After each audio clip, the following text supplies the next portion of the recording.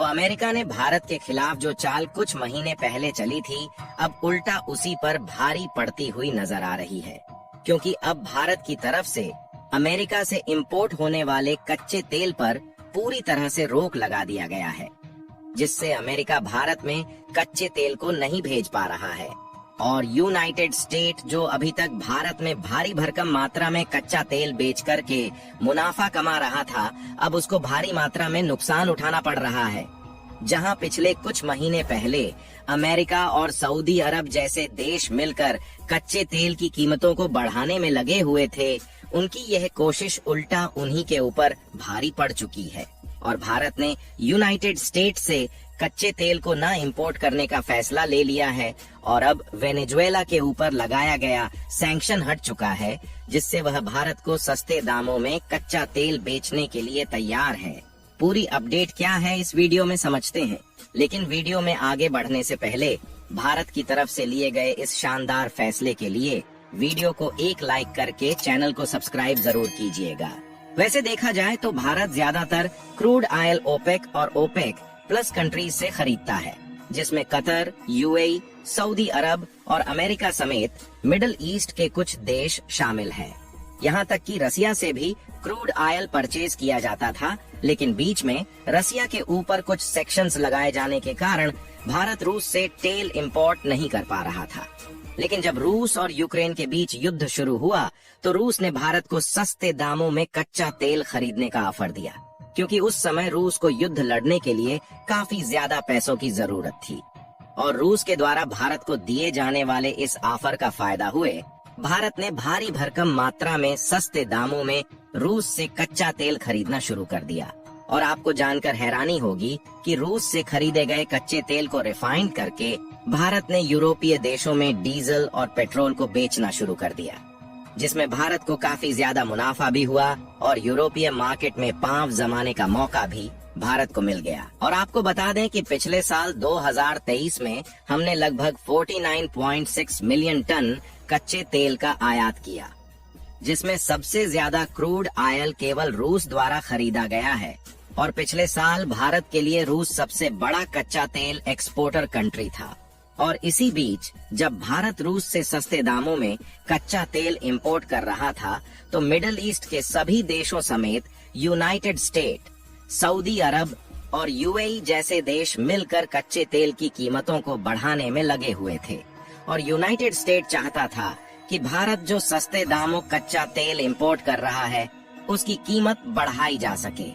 जिसके लिए इन कंट्रीज ने कच्चे तेल के प्रोडक्शन को कम करने का फैसला लिया, जिसके बाद सऊदी अरब और यूनाइटेड स्टेट ने मिलकर कच्चे तेल को कम मात्रा में प्रोड्यूस किया। लेकिन फिर भी कच्चे तेल की कीमतों को कंट्रोल नहीं कर पाए और कच्चे तेल की कीमतें बढ़ने की बजाय और भी ज्यादा कम हो गई, क्योंकि रूस ऑलरेडी भारत को सस्ते दामों में कच्चा तेल बेच रहा था। और उसके बाद सऊदी अरब और यूएई ने भी अपने कच्चे तेल के प्रोडक्शन को दोबारा से बढ़ाना शुरू कर दिया। यहाँ तक कि वेनेजुएला और ईरान जैसे देशों के ऊपर से सैंक्शंस हट जाने के कारण यह देश भी दोबारा से कच्चे तेल के मार्केट में उतर रहे हैं। और यह देश पहले भी भारत को सस्ते दामों में क्रूड ऑयल का एक्सपोर्ट करता था, लेकिन अमेरिका के द्वारा प्रतिबंध लगाए जाने के कारण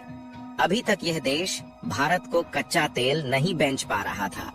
और अब देखा जाए तो अमेरिका ने जो चाल चली थी वह उल्टा उसी के ऊपर भारी पड़ चुकी है, क्योंकि यूनाइटेड स्टेट के द्वारा भारत में क्रूड ऑयल के इंपोर्ट को पूरी तरह से बंद कर दिया गया है। और पिछले कुछ सालों में देखा जाए तो अमेरिका भारत में कच्चे तेल की आपूर्तिकर्ताओं में से 5वां सबसे बड़ा कंट्री था, जहां पिछले साल 2023 में 2,05,000 बैरल प्रतिदिन के हिसाब से कच्चा तेल खरीदा गया है।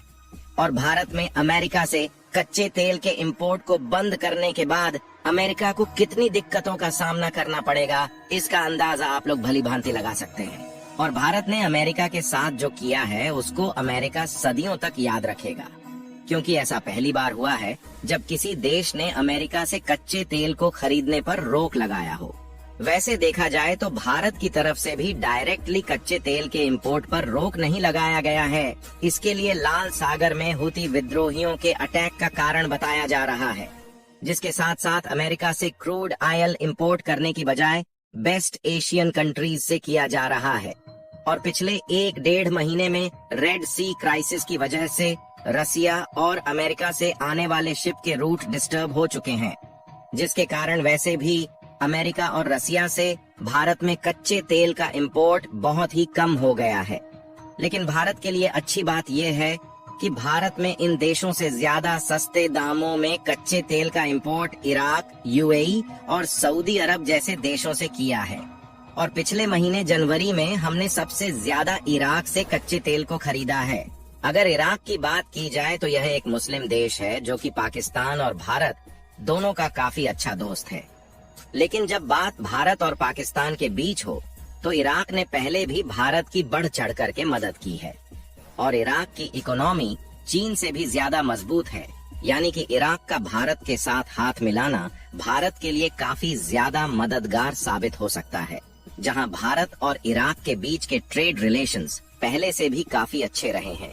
जिसमें पिछले साल 2023 में इराक और भारत के बीच लगभग $37 बिलियन का बायलैटरल ट्रेड किया गया है। जबकि इस साल यानी कि 2024 में जिस तेजी के साथ भारत और ईरान के बीच ट्रेड होना शुरू हुआ है, उससे इस साल यह कई गुना ज्यादा बढ़ने वाला है। और कमाल की बात यह है कि भारत में जो क्रूड ऑयल ईरान से खरीदा जा रहा है, उसकी कीमत रूस से खरीदे जाने वाले कच्चे तेल से कम है, जिससे भारत में और भी ज्यादा सस्ते दामों में कच्चा तेल इंपोर्ट करके यूरोप जैसे देशों में डीजल और पेट्रोल का एक्सपोर्ट किया जा सकेगा। और देखा जाए तो रूस ने डीजल और पेट्रोल को बेचने पर सेक्शंस लगा दिया है, जिससे यूरोपीय मार्केट में इंडियन कंपनी से एक्सपोर्ट होने वाले डीजल और पेट्रोल की डिमांड बढ़ चुकी है। इसके अलावा अगर ध्यान दिया जाए तो वेनेजुएला और ईरान के ऊपर से भी अमेरिका द्वारा लगाए गए सैंक्शंस कुछ महीने पहले हटा लिए गए थे, जिससे वेनेजुएला और ईरान भी भारत को सस्ते दामों में कच्चा तेल खरीदने का ऑफर दे चुके हैं। यानी कि कुल मिलाकर अभी तक अमेरिका जैसे देश वेनेजुएला और ईरान के मार्केट में न होने का फायदा उठाकर जो महंगे दामों में कच्चा तेल बेचते थे, अब उनकी चालबाजी पूरी तरह से बंद हो चुकी है।